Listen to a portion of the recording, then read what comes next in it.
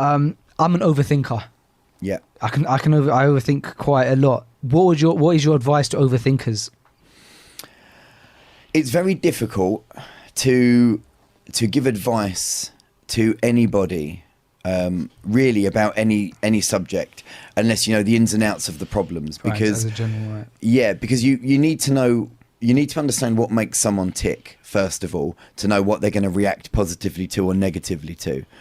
You need to understand the problem that they have, why they're an overthinker. You know, you need to know their background. They might be an overthinker because they had a worrier for a mum, and a mum's always panicking, and therefore the son became an overthinker and a worrier because that's the learnt behaviour. Sure. And then what you need to do is you need to unlearn that behaviour. In order to do that, you need to understand the dynamics and all of this stuff.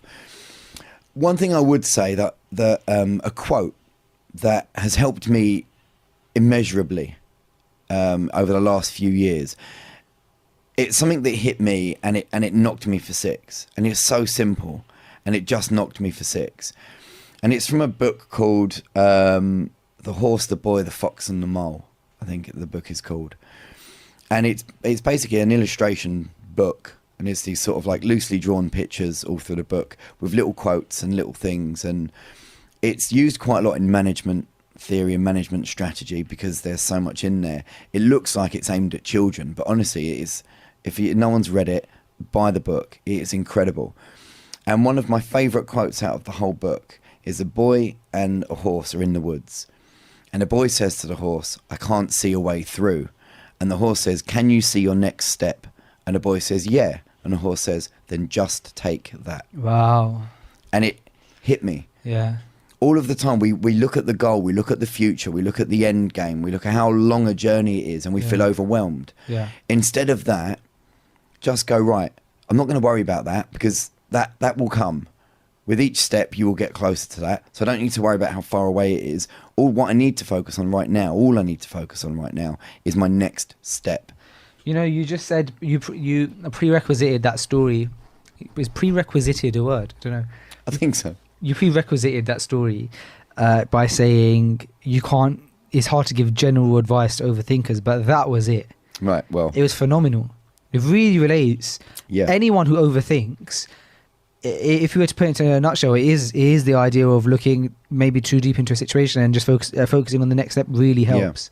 Yeah. Amazing. I struggled for a long while with motivation to get fit, and what I found I was doing was I was comparing where I am now to where I used to be, and then I would feel depressed and rubbish about myself because I'd be going, I used to be so much fitter and look where I'm at now. And one of my good friends, Sam, who's a former Royal Marine and he's a firefighter in London now, he turned around and said to me, don't worry about where you used to be or how far you've got to go, just worry about where you're going now. And it took me a little while to sort of think about it, and basically what he meant was, if I'm on a run, it doesn't matter whether I used to be fitter than that. All that matters is this is how fit I am now, and this run is going to improve that fitness.